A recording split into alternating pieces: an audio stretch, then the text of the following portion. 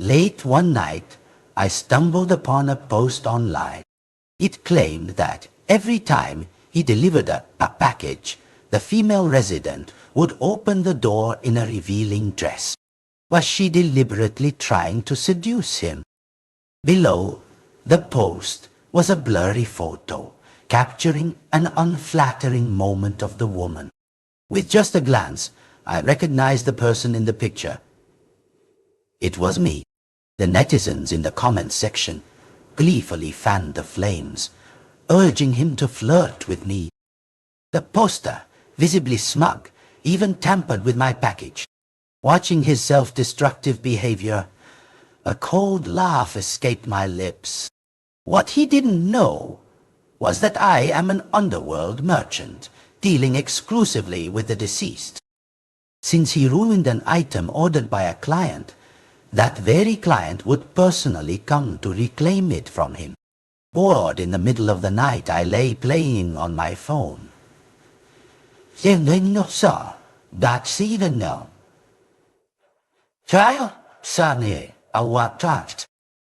article titled "Female Resident Trying to Seduce Immediately" caught my attention. The poster identified himself as a delivery man. He claimed that whenever he delivered a package, a female resident would always open the door in a provocative dress. He asked everyone, "Is she interested in me?" The comments below exploded in agreement. Why even ask? She's definitely lonely. You're about to strike it lucky. Be bold next time. Some even asked for specifics. What kind of dress was it? Snap a pic for us, brothers. There were even experts analyzing. Women usually dress casually at home, but she always wears a dress. Say no more. Those who know, know. Incited by the crowd, the poster began to share more details, including how the female resident smiled at him or said, "Thank you." Although I saw nothing seductive in those actions, they twisted every detail, branding the woman as flirtatious and indecent. I felt disgusted. I scrolled down, and a candid photo slapped me in the face. The angle suggested it was taken covertly from the staircase below, looking up. Though the face was unclear, the figure was unmistakably mine. The comments section instantly erupted. A deluge of vulgar remarks poured in. I froze for a few seconds, unable to believe my eyes. The person in that picture was me. It took a long time for everything to click into place. The poster was none other than Leo, the seemingly mild-mannered delivery man who often brought packages to my door. I had only recently moved to this area and had met him just twice, exchanging a few polite words. Yet he had branded me a seductress. I laughed, overwhelmed by anger. Fortunately, amidst the comments, a few sane voices came to my defense. "Op, aren't you overthinking this? That dress wasn't revealing at all. What if she has a boyfriend who finds out you secretly took her photo? You'd be done for. I advise you to delete the post. Stop deluding yourself. Look in a mirror. Do you think you're some movie star to claim she's seducing you?" But Leo showed no shame. Instead, he vehemently retorted, "If not to seduce me, why would she dress up so nicely? I've investigated thoroughly. She lives alone, and there are no men's shoes in her house. If she really has a boyfriend, I'd have to ask him why he can't control his girlfriend. Seeing him so brazenly slander me, I trembled with rage. The thought of him scrutinizing my home every time he delivered a package made me sick. I was about to message him privately to demand he delete the post when he uploaded another picture. It was a package addressed to me. Guess what she bought, everyone? I bet it's sexy lingerie. I was dumbfounded.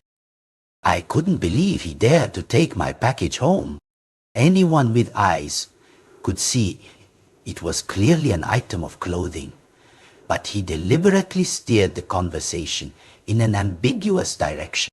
As expected, the comments began to speculate wildly. Someone even urged him to open it and take a look. Leo feigned hesitation for a moment, then actually opened it. Inside was an elegant and alluring dress. As if he had struck gold, he took photos and uploaded them to his post. Come on, all you doubters, look closely. She asked me to deliver this kind of dress. If this isn't seduction, what is?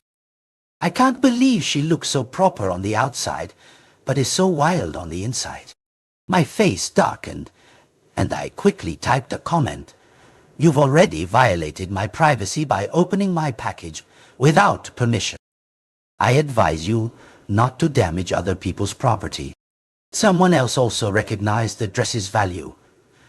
Op, that dress isn't cheap. Your monthly salary might not even cover the damages. Leo's defiant streak flared up again. Who knows where she got the money to buy such an expensive dress? Maybe she'll find it exciting if I do this. He took a pair of scissors and cut several holes in sensitive areas of the dress. Then she can wear this to meet me. The onlookers were thrilled he actually dared to do it, excitedly urging him to post more pictures when it was delivered. Leo happily agreed. Watching him dig his own grave, I felt an odd sense of calm. He thought the worst he'd faced was compensating me for the dress, but he had no idea he had damaged an item belonging to an underworld merchant, and the buyer of that item would personally rise from the depths to settle the score.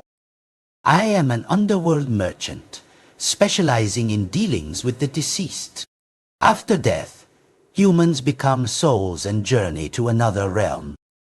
Some souls remain bound to the mortal world, unwilling to reincarnate, which is how my profession, spirit trading, came to be.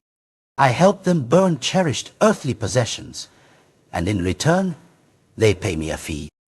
That dress was an item I was preparing for a deceased client. The next day, Leo called me. His voice was unusually humble. Hello, beautiful. I have an urgent matter at home. Would it be all right if I delivered your package a little late? I knew what game he was playing, but I didn't expose him. You can leave it at the delivery station. He naturally refused.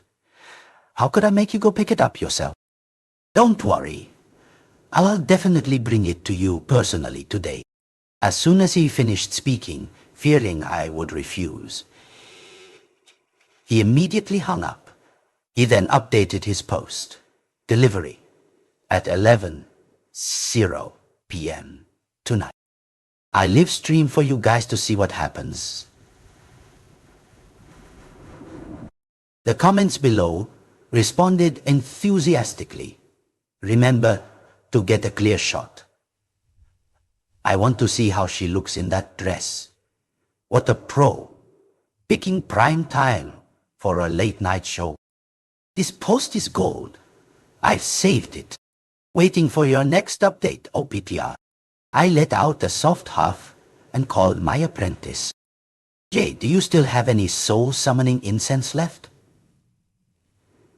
Jade runs a shop specializing in paper offerings, incense, and sacrificial items. I source all the intermediary objects I need for my dealings from her. She checked her inventory and nodded. Yes, I do. But not much left. How much does Master need? I curved my lips into a smile. I'll take everything you have. With preparations complete, I silently waited for Leo to arrive. At 11:00 p.m., a knock echoed at the door. I'm coming. Leo's eyes scanned me from head to toe. He said, "Sorry, my apologies. I'm late." But a sinister smile played on his lips. He handed me the package. I couldn't tell how he'd done it, but it appeared untouched. As I turned to go inside, he called out, "Beautiful, may I come in for a glass of water? The elevator's broken, and I rushed up with your package, so I had to walk up several flights." "Don't worry, I'll leave right after I drink it," he promised repeatedly. I feigned hesitation for a moment, then agreed. As he stepped inside, the strong scent of incense in the room made him sneeze. The entire room was arranged in a strange formation, with aromatic candles and incense sticks neatly placed in a ritualistic pattern. He seemed slightly suspicious. I smiled, leading him to sit on the sofa. Dazzled by my smile, his face flushed, and he became so agitated that he forgot the strange smell of incense. While I went into the kitchen to pour water, he immediately pulled out his phone and frantically typed on his post, "Guys, I'm inside the resident's house. Tonight, she'll be mine. Wait for the good news." The comments again exploded with vulgar and morbid remarks. I saw it all, merely smiling coldly. Yesterday, when I scrolled through his profile, I discovered this wasn't his first time. If any female resident in the neighborhood so much as smiled at him, he would twist it into a sign that she was seducing him. It seemed that was all he needed for an excuse to harass them. The girl in the apartment next door, who used to live alone, quickly moved out simply because she once offered him a bottle of mineral water. He assumed she was interested, then fabricated suggestive messages and posted them online. Not content with that, he deliberately spread rumors throughout the neighborhood. Over time, the gossip spread, severely impacting the girl's life. Eventually, she had to move.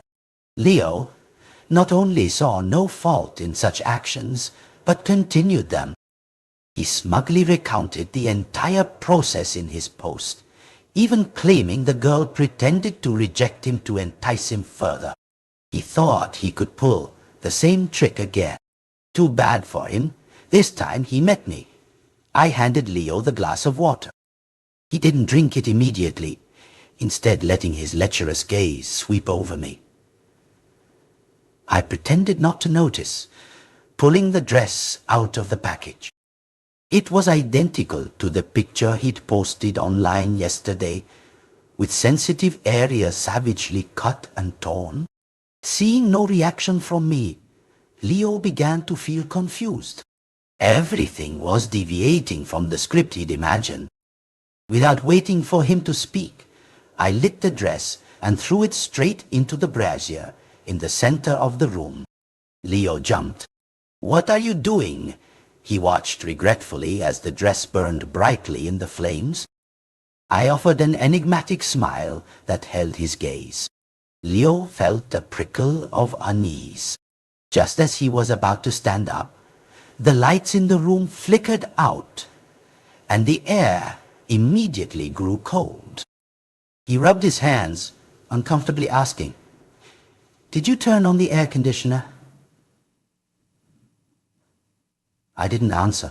The room was so silent that only his breathing could be heard.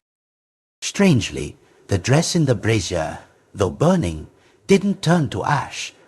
It retained its original shape. Leo began to panic. He called my name several times, but I remained silent. He lost his temper, revealing his true face. "Damn woman, what game are you playing?" He took a step forward, but before he could take a few more, a pair of pale hands rested on his shoulders. A soft voice whispered in his ear, "My dress was ruined by you. Will your skin be enough to compensate for it?" Leo's face froze. Thinking I was still playing a prank, he turned and cursed. "What nonsense are you talking about?" Before he could finish, the words caught in his throat. He screamed, frantically scrambling towards the door, but when he touched the doorknob, it vanished. He suspected he was hallucinating.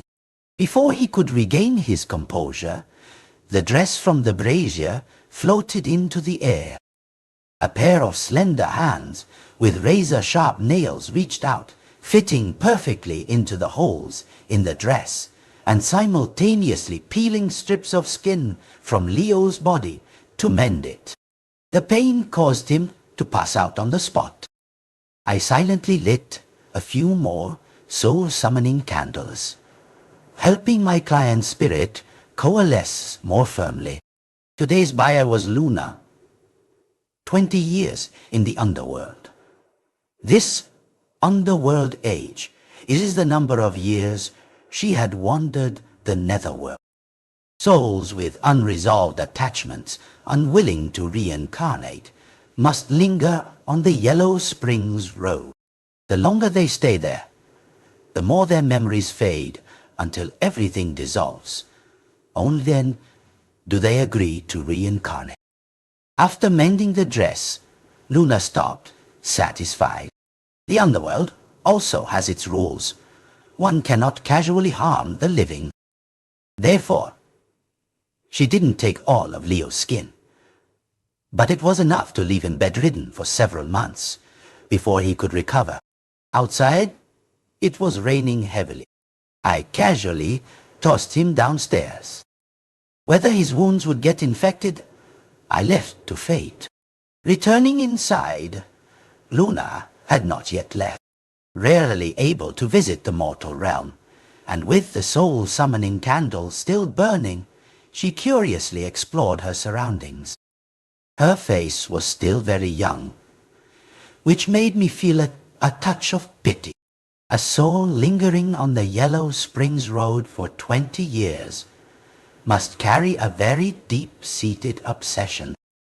But nowadays, with fewer and fewer newborns, opportunities for reincarnation are scarce. I offered some advice. Luna shook her head.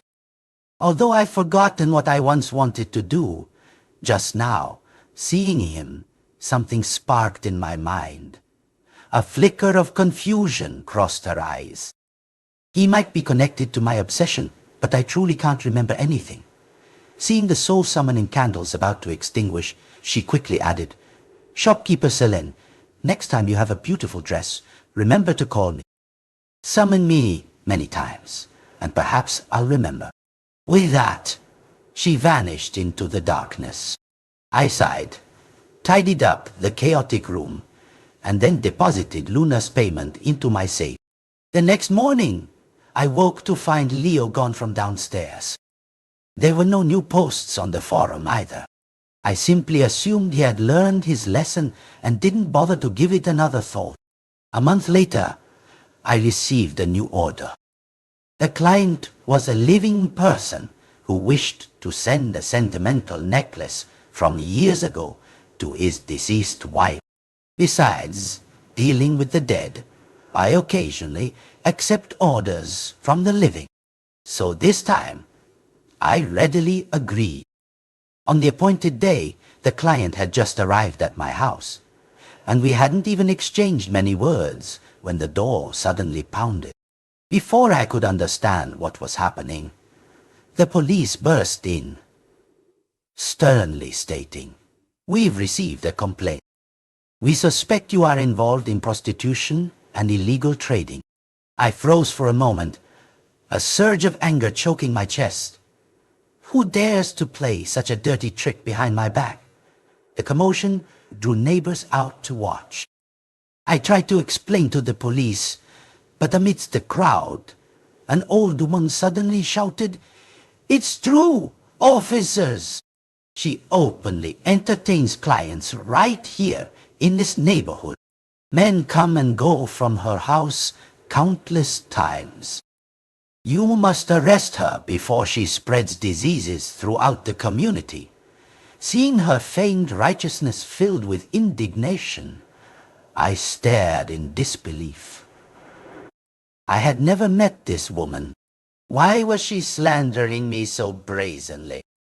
Before I could open my mouth to retort, I was invited to the station for questioning. After a tumultuous interrogation at the station, I finally proved my innocence. But my mood was shattered. I had to postpone the transaction and rescheduled with the client for another day. When I returned home, a pungent stench filled the air, and my door was covered in vile, abusive graffiti. I held my nose, suppressing a wave of nausea, and gritted my teeth as I followed the clues. In just a few hours of my absence, the rumors had ballooned into a monstrous tale. It started with people seeing me being taken away by the police. Then, bored individuals in the neighborhood chat group began to fabricate stories, adding exaggerated details. In a local second-hand market group, a bunch of greedy men started making me the subject of their jokes. They claimed I had served them, even praising my superb skills. They even dug up some of my personal information and spun elaborate fictions. Then, one of them was caught by his wife, who found their chat logs. Hearing I had been taken by the police, the enraged wife immediately stormed over to my house to vent her fury. I found it utterly ridiculous, yet a fierce fire ignited within me. I opened my phone and revisited Leo's long-forgotten post, discovering he had updated it again. He had fabricated an absurd love story, attracting countless likes and supportive comments. In my rage, I traced the clues on his profile and discovered he had once shown off a rare gold necklace. I had seen that exact design around Martha's neck today. I never believed in coincidences. Thinking back, the two even bore a resemblance. They might be mother and son. The truth behind this was clear, without needing to be spoken. I gritted my teeth, my hands clenching until they trembled. But I'm not the type to be easily bullied. Not just Leo, but all those who fabricated stories and slandered me. I wouldn't spare a single one. I went online to a rental app, found a new apartment, and prepared to move. I posted an announcement in the neighborhood chat group. The content was simple. I was moving out and leaving behind some household appliances and daily necessities. Anyone who needed them could come and take them for free. Only those who spread the rumors knew I was innocent. So, for Martha, who always watched me closely, when an opportunity for profit arose, she would surely come, and she would be the first. But I hadn't expected the men who fabricated stories about me in the second-hand market group to also appear. They came with Martha. I cast a cold glance at each of them. No wonder they knew some of my personal information. It turned out they had been colluding with Leo from the start. But otherwise, how would they have so quickly known I was moving? Good. A whole catch in one go. Their eyes still held ill intentions as they looked at me. I pretended not to notice, bringing out the pile of free items. A glint of greed flashed in Martha's eyes. Her hands and feet busily carried things, almost unable to hold them all. She even opened my refrigerator and looted all the fruit inside. I pretended to stop her, but she tossed her head back, glared, and scolded me. We're helping you lighten your load from moving. What's there to be dissatisfied about? A woman who can't keep her dignity like you. In ancient times, would have been tied into a pig cage and thrown into the river. Be sensible and get out of the way, or I'll call the police to arrest you again. Then you won't even keep these things. I silently stepped back, retracting my hand. Seeing me flinch, she smiled smugly, secretly taking a few more items not on the list of freebies.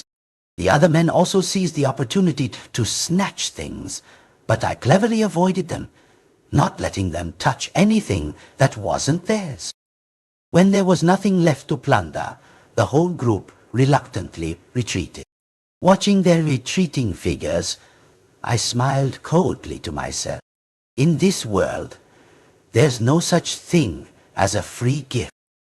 I hadn't even had a chance to execute my next step when, on moving day, that old woman came sniffing around again. This time, there was nothing to pilfer. So she changed her approach, deliberately trying to get my new address from the movers. Unable to extract any information, her eyes darted around, and then she began loudly fabricating stories on the spot. Oh my goodness, do you workers just take any job? Do you know what kind of profession she's in? She's a prostitute. Who knows what diseases she carries? If you get involved with her, you'll suffer for life. Before she could finish, she suddenly clutched her mouth, groaning in pain, her face turning ashen. I merely watched silently, my eyes full of mockery. Those free items had actually been cursed by me. Well, those who specialized in spreading rumors would find their mouths rotting and festering. Those who typed on keyboards to spread gossip would find their hands gradually shriveling and losing strength. All the words and messages they once used to harm others would become the cause of their own punishment. Thinking of this, I couldn't help but crack a faint smile. Martha, seeing this, felt humiliated. Enraged, she grabbed me, hissing, "What are you laughing at? Am I wrong? Aren't you that promiscuous woman everyone in this neighborhood knows about?" As soon as she finished speaking, one side of her cheek swelled up like a bun, causing her so much pain she couldn't open her mouth. I gently removed her hand and coldly said, "Madam, heaven sees everything. You sow evil, and now you reap the consequences. I advise you to behave a little, or your mouth might not only fester, but even fall off entirely." She was both terrified and astonished, not understanding what was happening, but she dared not continue her rampage. Seeing her furious but unable to speak, I felt immensely satisfied. I didn't believe she could change her nature. So, her karma had only just begun. Sure enough, not long after, I heard she was hospitalized. Her mouth was severely ulcerated. She couldn't speak or swallow. As for the men, in the second-hand group, their hands began to shrivel, gradually losing strength. They sought help everywhere, but no one could offer a cure. They began to suspect I was behind it, but no matter how hard they searched, they couldn't find a single trace of me. Leo, after learning the fate of those people, immediately deleted all his posts, attempting to cover his tracks. But I wouldn't let him off so easily. I just hadn't had a chance to act, and he walked right into my trap. Late one night, I went to a client's house to retrieve an item. On the way back, I called a taxi. The driver wore a mask and didn't say a word the entire journey. I didn't pay much attention. It was flu season, and I was wearing a mask myself. I had just completed a transaction with some small spirits in the netherworld. They lacked combat abilities, but were excellent at gathering information. Thanks to them, I learned that Leo had been fired and moved out of the old neighborhood. As I pondered, I suddenly noticed something strange about the scenery outside the window. This wasn't the way home. I frowned, looking at the driver. "Sir, you've taken the wrong turn," he replied in a hoarse voice. "No mistake, this way is shorter." I was about to tell him to stop the car, but that voice was strangely familiar. Thinking back, could it be Leo? I curled my lips into a cold smile inwardly, outwardly feigning confusion. "Oh, really? Then just keep going." The car drove further and further, gradually entering a desolate area with no one in sight. I deliberately asked, "Where is this?" Leo didn't answer, only flashed a perverse, sinister smile. The space in the car was too confined, inconvenient for action. I flung open the car door and dashed out. Leo chased after me, rubbing his hands and grinning. "Why run? This place is deserted. You could scream your lungs out, and no one would hear you." It had been a while since we last met. His guts had truly grown. I didn't waste words with him and pulled off my mask. The smile on Leo's face stiffened. It's you." I softly curved my lips, offering an enigmatic smile. Lucky for me it was. If it hadn't been me in his car today, perhaps another innocent woman would have become his victim. I pulled out a soul-summoning candle from my bag and lit it. As its scent diffused, Leo's face immediately changed. He recognized it as something familiar from his nightmares. His face turned ashen, and he spun around and fled. But the area enveloped by the soul-summoning scent had become a barrier. No matter how he ran or how far he meandered, he would eventually return to the starting point. Leo froze.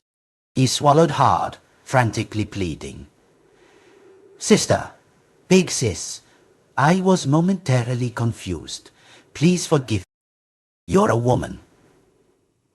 It's dangerous to be wandering around late at night like this. How about I take you home? I won't charge you for the ride, okay?" I let out a cold huff, my eyes darkening. "Those rumors, you deliberately sought them out, didn't you? And those who spread false stories, you were colluding with them from the beginning." Leo's face immediately changed.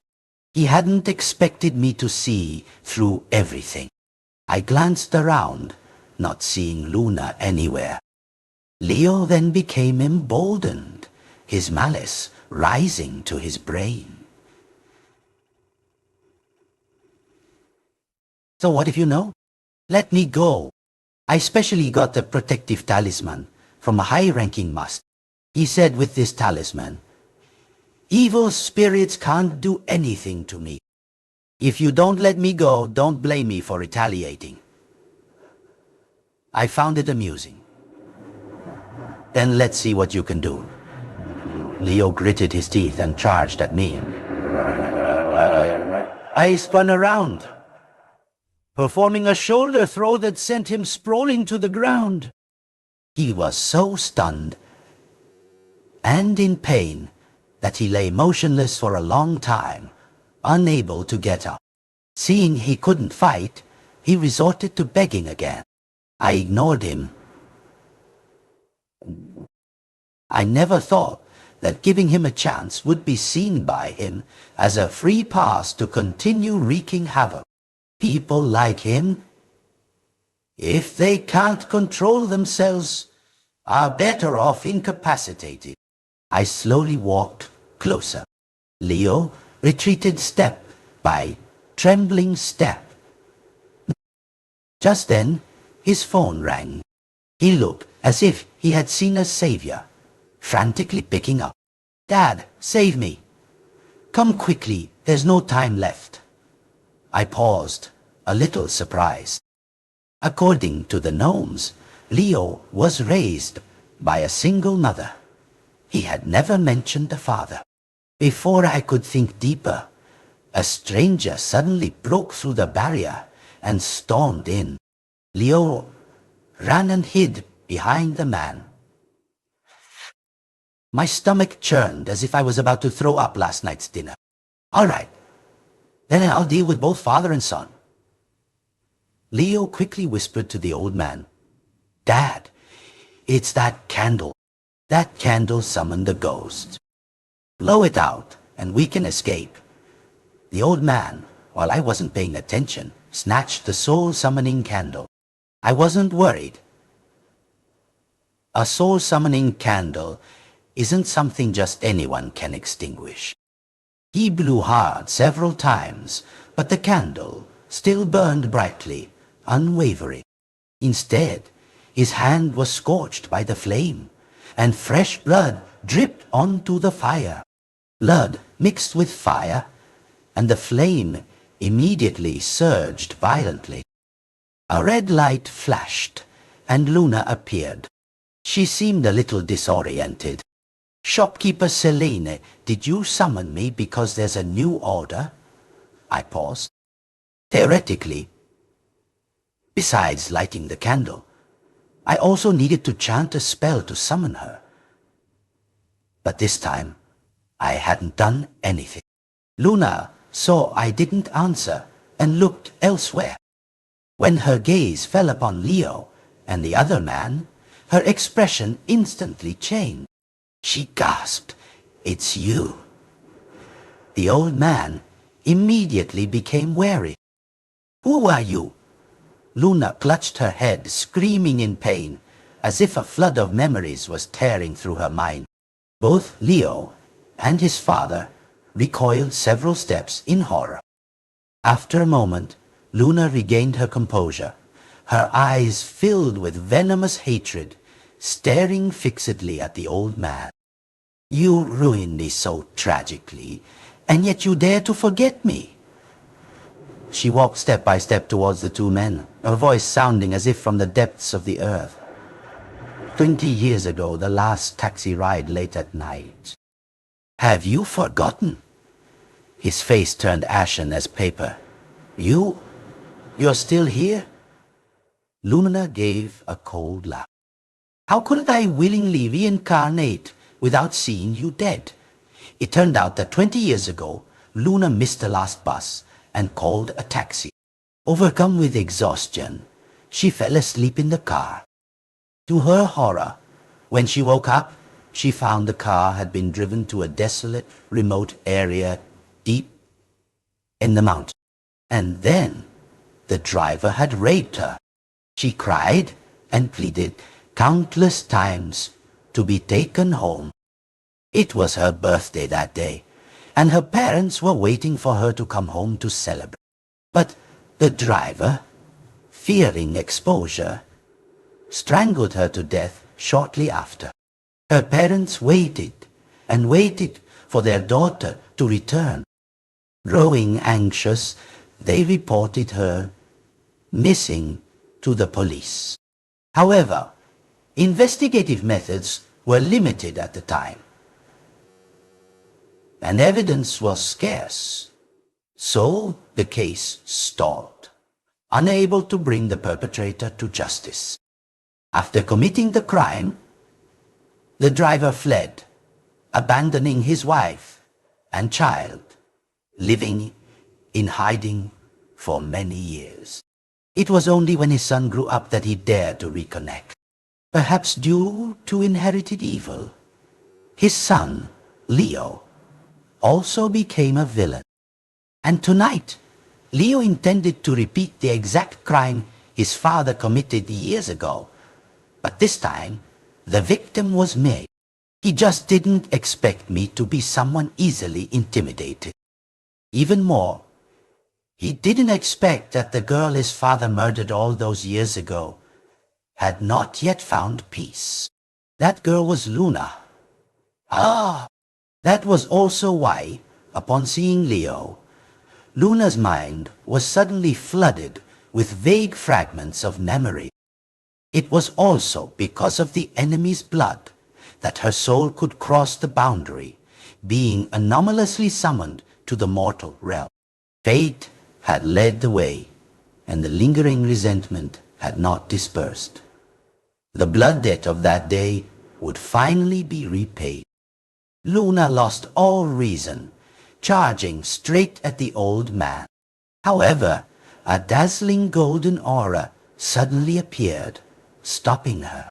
The protective talisman on Leo's body glowed, and he shouted joyfully, "Dad, it works!" "This talisman really works." I narrowed my eyes. The talisman gave me a familiar feeling. Luna paused, tried once more, but was still repelled by the light. At the same time, the flame on the soul summoning candle weakened, and the barrier I had set up began to lose its effect. Leo saw his chance, grabbed his father, and fled again. This time, the barrier no longer held them back. Luna eagerly moved to pursue them, but I held out my hand to stop her, my voice calm. "No need to rush. They won't escape this land." Sure enough, during their escape, the father and son encountered a Taoist priest, the very one who had given Leo the protective talisman. As soon as Leo saw the man, his eyes lit up. "Master, save us!"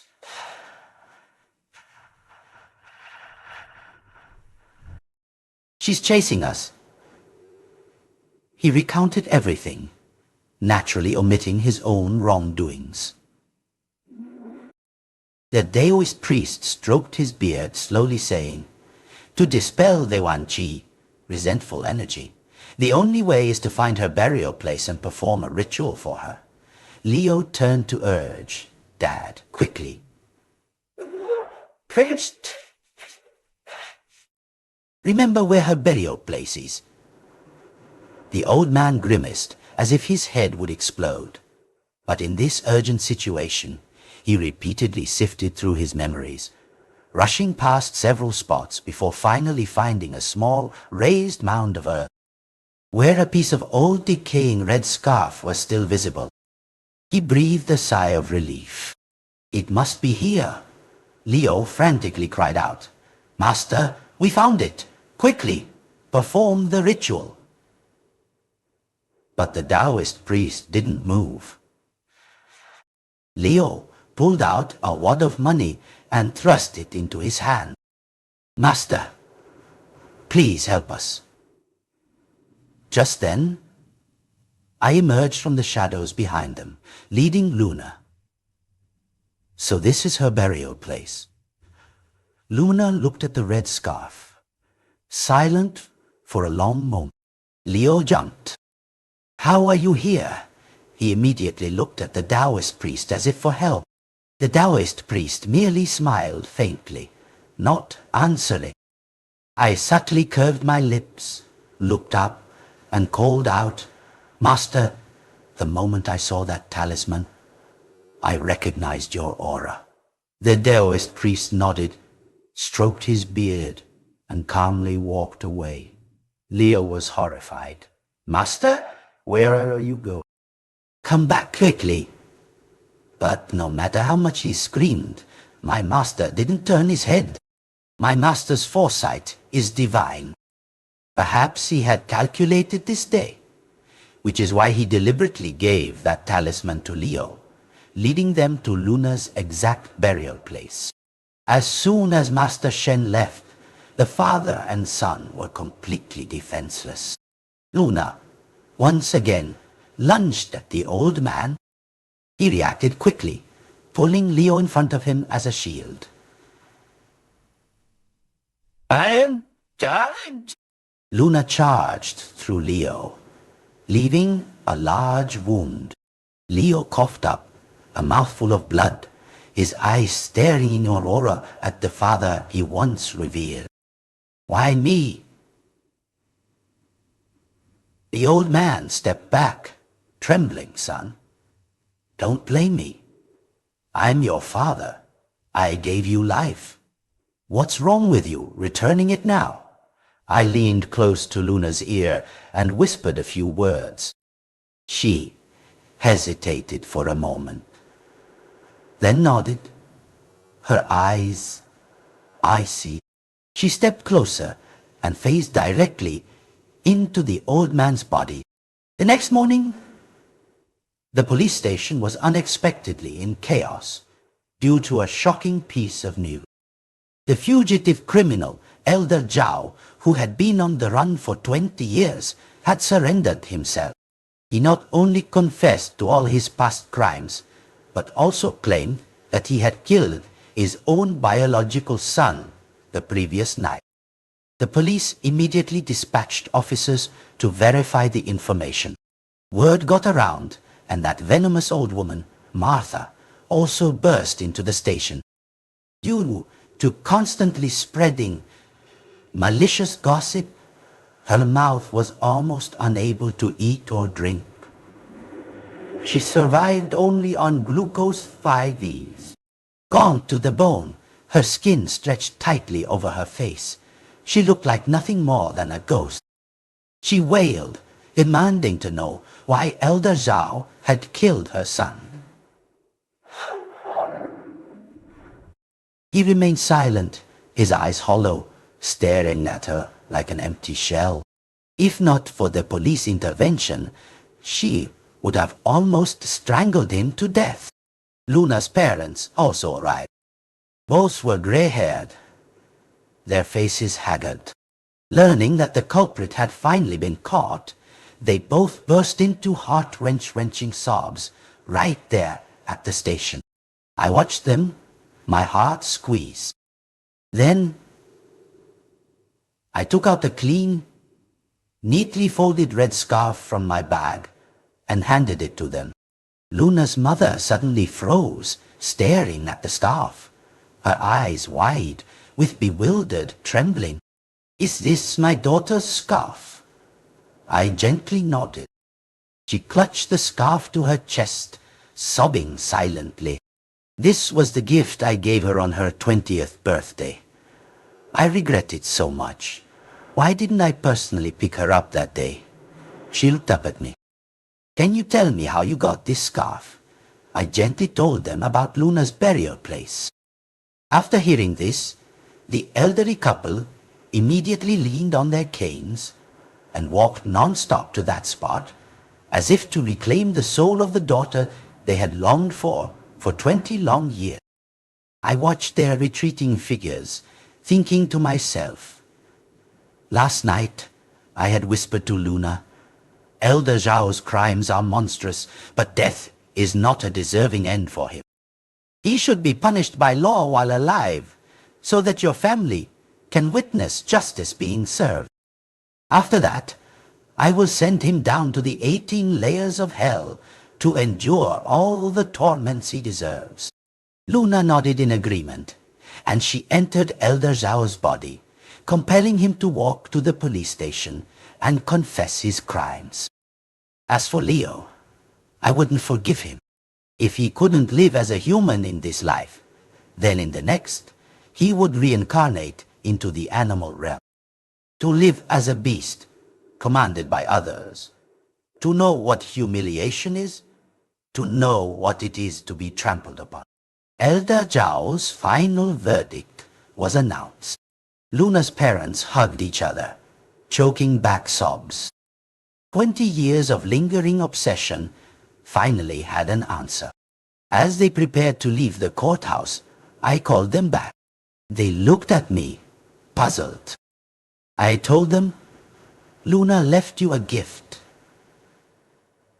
but I need to deliver it to your home personally." Without hesitation, they agreed to take me back. Their house was old and dilapidated, with few luxurious furnishings. The only things that still held color were the items Luna used to own.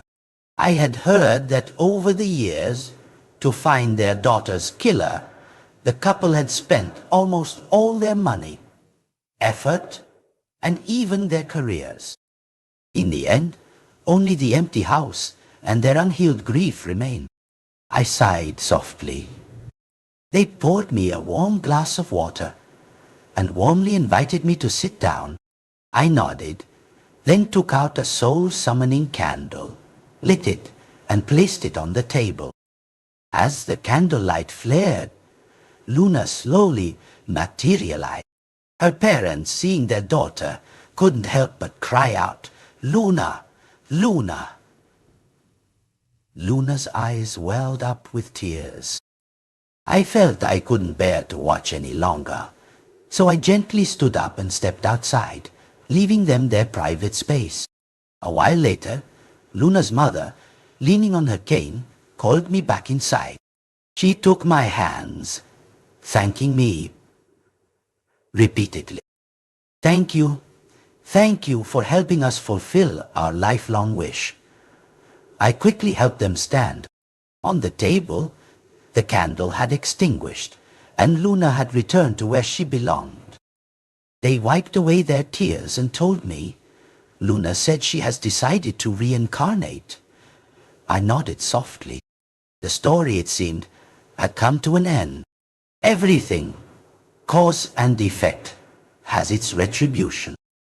I only hoped that in her next life, Luna would live a complete life, free from sorrow. Any siêu, yên ạ. Tao